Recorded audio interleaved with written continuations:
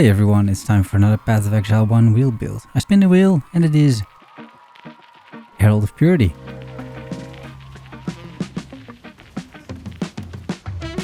The most logical ascendancy to me is Templar, but I have played those a lot this league, so I decided to do Witch instead. We start with Hillock, using Fireball. No issues there. I would even say it's refreshing after the Gauntlet. I'm going to need level 16 for Herald of Purity, meaning I have to bridge a bit of a gap. And I start with rolling Magma. I get a 3-link robe, take Summon Phantasm support, a Quicksilver flask, I buy SRS and kill the crab. I drop an OK Circlet, exchange a Transmute for 4 Wisdoms and set up Holy Flame Totem, linked to Infused Channeling and Summon Phantasm. I get new boots, they're bad. I win a 3-link body armor from a Merc and it is time for Brutus, which isn't a problem as I can spam SRS and the Holy Flame Totem. I improve my gem setup. SRS gets linked to minion damage and added lightning damage, while Holy Flame Totem is supported by Combustion and Summon Phantasm. Here you see the passive tree. I'm already making my way to the Herald nodes in anticipation of this skill. I kill a rogue from a strongbox and I get a bunch of loot. New gloves, 2 new rings and a new amulet.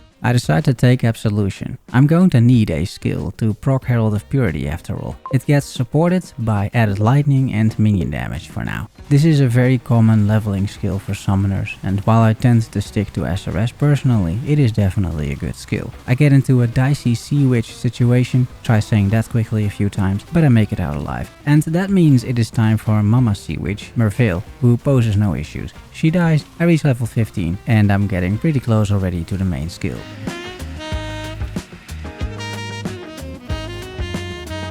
I decide to face tank Fidelitas for no apparent reason. It means access to the Herald skills, including Herald of Purity, so I am online in that regard. I get some nice new gloves. I also decide to include Herald of Ash, thinking that more Heralds means better, and I'm already experimenting quite a bit with the build and the skills and whatnot. The challenge is that you need to trigger the Herald of Purity Sentinels by killing enemies, or hitting rare or unique enemies. Absolution still seems the best option to me, which for now I support with added lightning and arcane surge. I quickly drop a better chest armor and link Herald of Purity to minion damage and melee splash support. At this time I also complete the entire Herald cluster. I get a chain belt, which is horrible but actually an upgrade. I essence my body armor, which could be worse, and I progress through this minion cluster, battle it out with Oak, get a new helmet from a Merc, which is a sizable upgrade, drop wrapped boots, which finally have some movement speed on them, finish that minion cluster, drop another Quicksilver flask, take the chance for minions to ignore physical damage reduction, kill the Weaver who drops a bunch of loot again, help Alira for elemental resistances, I get some dex and strength from my gems, switch Summon Phantasm for minion speed, find the hidden crafting recipe in the caverns, hire my first homie who is also a necromancer, so that's gonna be a lively party I'm sure. I essence a minion wand and give it to the homie, and finally it is time for the boss. You will notice that the build has a bit of ramp up time. In this case it is particularly bad, and that may be something I want to fix later in the build. As soon as there are some minions joining the fight, however, the damage is there. The Vaal Oversoul goes down, it's time for Act 3.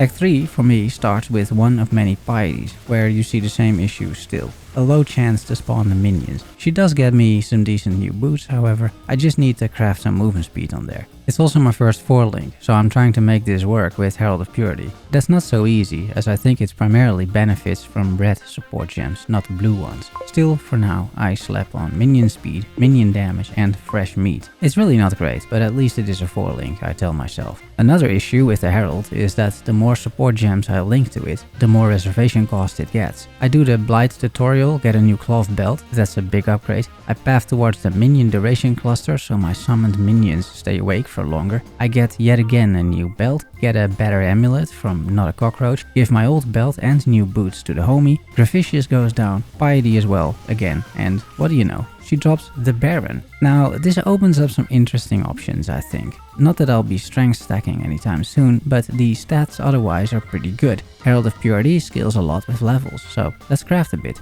I give it 4 sockets and 4 links and I decide to leave the colors as is. For now, I put Herald of Purity in there, minion damage, melee physical damage, and I don't have anything yet for the green gem. I get a Carnage Chieftain as a Spectre, get Raised Zombie in the build thanks to the Baron. The Baron looks amazing by the way, I think, walking around in a top hat. I do the library and decide on faster attacks for that green support gem. I buy a Punishment Curse as well, raise myself 5 zombies, they're linked to Feeding Frenzy and minion damage, and it seems like a plan. Not for long however, but you know, we'll get to that. I meet a Fallen Reverend who joins me, that is a new homie, and a Reanimator who also joins me. Finally, I am joined by Dominus, who doesn't pose much of a challenge. Now that I have some permanent minions, I'm not entirely reliant on proccing sentinels, which feels good, and he goes down. It's time for the next act.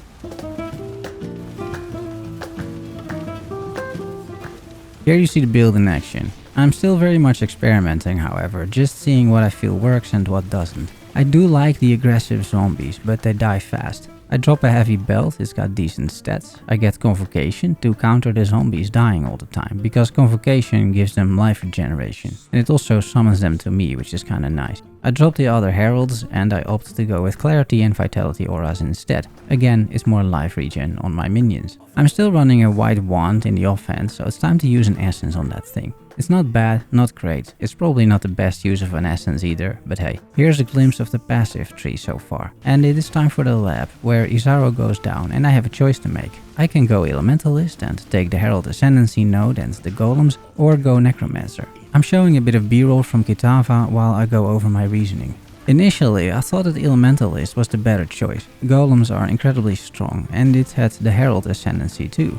However, there wasn't much value from my build in adding more than 2 golems really, which I can get from the passive tree. I wanted stone and carrion golems and that's it, as most other golems don't apply their buffs to the other minions. The same was true for heralds. I feel like taking a bunch of heralds makes sense when doing elemental damage, but Herald of Purity does physical damage. Plus, again, the heralds don't apply to the minions, they only apply to me. I dove into path building as well to figure out which skills and support gems I would like to end up using in the end, knowing that minion builds are typically starved for sockets. And I didn't see a way to incorporate multiple heralds and golems without sacrificing core components of minion builds, such as the Animate Guardian and Spectres. All those things combined made me choose Necromancer rather than an Elementalist. With that out of the way, it was time for Malachi.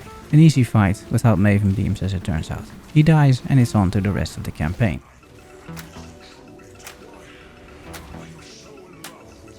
I've made it to the Great Minion Cluster and I take Spiritual Aid, so minion damage applies to me too. That helps for Absolution. Someone in need of Spiritual Aid as well is Kitava. I brought his own herald with me in my army for psychological warfare purposes and because I was too lazy to summon the Carnage Chieftain after he died or get Desecrate or something like that. And he goes down, sort of. I gamble a 4-link chest, meaning that I can have Absolution on a 4-link, and I decide to support it with added fire damage, seeing no great alternatives. Soon, however, I will change that for life tap instead. I get a decent bone ring from a merc. Here is a bit of single target damage on Brutus. It is decent, but you can also tell I'm running out of mana, hence me changing to life tap soon. I craft some resistances, I drop a rare convening wand with decent stats. Here is another passive tree overview. I've hit most of the relevant minion clusters, with the rest being life nodes. And here is some more boss damage. Maligaro this time, it's all very convenient. I drop Orbala's stand, which I donate to the Animate Guardian. Just for stuff like this, such as giving the guy a bunch of uniques, I just like having an Animate Guardian, now that he doesn't lose gear anymore when he dies.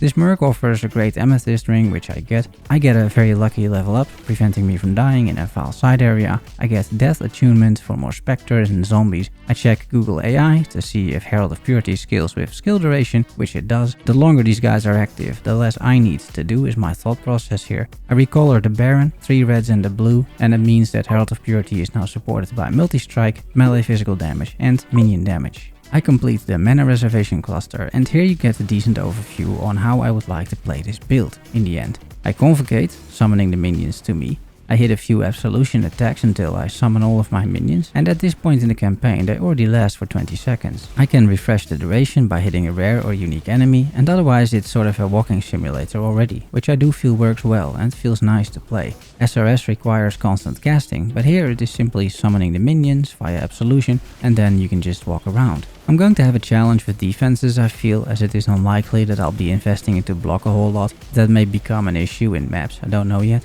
I'm writing this script immediately after the campaign has ended, as I want to give you guys the opportunity to provide comments, feedback and ideas. Defenses are a slight concern perhaps. Next to that, I've done a bit of theory crafting up front, which I normally don't do, and if I want to keep the zombies, the golems, the animate guardian, the specters and herald of purity triggered by absolution, and that is the plan, I actually do want all of that, I'm going to be needing to use staves and go for 2 sixlings ultimately. I'm already picking up a staff to get used to that. It does mean foregoing triggered offerings, I think. Maybe I will find a way to get offerings into the build, but I'll have to see. I need to make a choice, and for now this is the plan. I'm improving the absolution by linking it to Fist of Lightning support, Spell Echo and Lightning Penetration. That's just decent quality of life as well, the Spell Echo. I'm not going to stick with the Baron, I just don't see how I can make that work, so I get regular energy shield gear instead. In general, I am pivoting towards energy shield gear, and I try to get decent pieces throughout the build. Here is an okay energy shield chest armor. I get discipline aura for more energy shield, and I decided to go chaos inoculation using a pretty big respec. Not having to worry about chaos damage in maps is just massive quality of life. It also will be helpful in terms of acquiring gear, as only pure energy shield gear is now available to me, and that's good. To make this swap already in like Act 9 is probably too soon from a theory crafting perspective, but I don't really mind. After the respec I have 2600 energy shield, and that's good enough for me. I do have a few more gear upgrades afterwards though. This circlet, it has a bit less energy shield than the other one, but more life regen, which using Zealous Oath gets converted to energy shield regen. I use a minion damage essence on a staff, resulting in this thing. I get a big boots upgrade from a merc, as these have twice the energy shield of my current ones. I link them, these are amazing. I can equip 5 utility flasks, as I don't need mana or life regeneration. I get aura effect, do 2 more labs. In the second I add some quality to Herald of Purity, and in the third opt to get a Facetter's Lance, knowing I still need that for the challenges. Here you see the ascendancy so far. It is generic minion damage, offerings applying to me even though I don't use offerings, and this node also has skill effect duration, which I'm looking for. And now I am picking Essence Glutton for energy shield and mana regen. I equip a Carnage Heart, that is a big upgrade. Give the Animate Guardian a staff, which may curse enemies with vulnerability. Kitava is no problem at all. At this point I managed to have 3000 energy shield, and let's end this episode with the first map that I ran after the campaign. I think again, by just looking at this footage, you can see the core of the build, which is already there. Getting my sentinels up and running, and then just move around while convocating my minions to my aid. It is very straightforward, very chill, and so far it works well. I'm not sure how long that will last and what challenges I need to solve later, but yeah, this is it so far. If you have any suggestions on where to take this, please feel free and put it in the comments. Thanks for watching and making it to the end. Subscribe and like if you enjoyed this video. Love you all. See you soon. Bye bye.